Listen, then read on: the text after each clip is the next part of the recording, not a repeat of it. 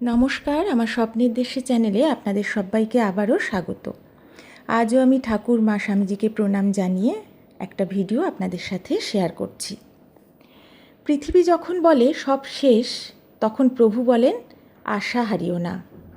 আজ আপনি জীবনের যে পরিস্থিতির মধ্য দিয়েই যান না কেন, ঈশ্বরের মধ্যে এখনও রয়েছে নতুন জীবনের আশা, শান্তি ও আলো।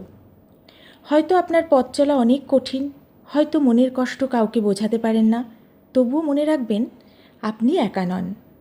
প্রতিটি অন্ধকার পথেও ঈশ্বর আপনার সঙ্গে আছেন। মানুষ হয়তো আপনাকে ভুল বুঝবে, দূরে সরে যাবে, কিন্তু প্রভু কখনো তার সন্তানকে ত্যাগ করেন না। শ্রীরামকৃষ্ণ পরমহংসদেব অত্যন্ত সহজ সরল এবং ছোট ছোট গল্পের মাধ্যমে গভীর আধ্যাত্মিক ও জাগতিক শিক্ষা দিতেন। সেই সব অত্যন্ত জনপ্রিয় ও শিক্ষামূলক গল্পের মধ্যে থেকে একটা গল্প আমি আজ আপনাদের শোনাব। গল্পটার নাম উটের কাঁটা ঘাস খাওয়ার গল্প। একবার শ্রীরামকৃষ্ণ ভক্তদের বোঝাচ্ছিলেন মানুষের স্বভাব ও আসক্তি কেমন হয়। তিনি বললেন, সংসারী মানুষের অবস্থা ঠিক উটের মতো। উট মরুভূমিতে বাস করে, সেখানে কোনো নরম ঘাস পাওয়া যায় না, কেবল কাঁটা ঝোপ বা কাঁটা ঘাস থাকে। উট যখন সেই কাঁটা ঘাস চিবিয়ে খেতে শুরু করে, তখন তার মুখ কেটে রক্ত বের হতে থাকে। রক্ত মাখানো সেই ঘাস চিবিয়ে উটের মুখ যন্ত্রণায় ভরে যায়, কিন্তু তা সত্ত্বেও উট কাঁটা ঘাস খাওয়া বন্ধ করে না। সে রক্তমাখা কাঁটা চিবিয়েই আনন্দ পায় এবং আবার সেই কাঁটা ঝোপের দিকেই এগিয়ে যায়। কেউ তাকে সরিয়ে দিলেও সে ঘুরে ফিরে সেখানেই ফিরে আসে। এই গল্পটা থেকে আমরা কি শিক্ষা পেলাম সেটাই এবার আমি আপনাদের বলবো।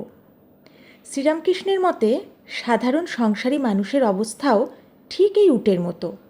মানুষ জানে যে অতিরিক্ত কাম, ক্রোধ, লোভ এবং জাগতিক মোহ মায়ায় কেবল কষ্ট, অশান্তি আর দুঃখই মেলে।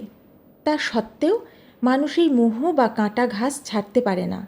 বারবার আঘাত পেয়ে রক্তাক্ত হয়েও মানুষ আবার সেই পুরনো ভুল এবং আসক্তির দিকেই ছুটে যায়। তিনি এই গল্পের মাধ্যমে শিক্ষা দিয়েছেন যে জীবনে আসল শান্তি পেতে হলে উটের মতো ক্ষতিকর আসক্তি ত্যাগ করে ঈশ্বরের দিকে মন দিতে হবে এবং সংযমী হতে হবে। আমার আজকের ভিডিও এ পর্যন্তই। কেমন লাগলো আমার আজকের এই ভিডিওটা অবশ্যই আমাকে কমেন্ট করে জানাবেন। যদি আমার ভিডিওটা আপনাদের একটুও ভালো লাগে, পারলে একটা লাইক করবেন, একটু শেয়ার করবেন। আর নতুন বন্ধুরা আমার ভিডিও ভালো লাগলে আমার পাশে থাকবেন। পাশে থাকা বেল আইকন অল অপশানটা প্রেস করে দেবেন, তাহলে আমার ভিডিও নোটিফিকেশান আপনাদের কাছেও পৌঁছে যাবে। সবাই ভালো থাকবেন, সুস্থ থাকবেন।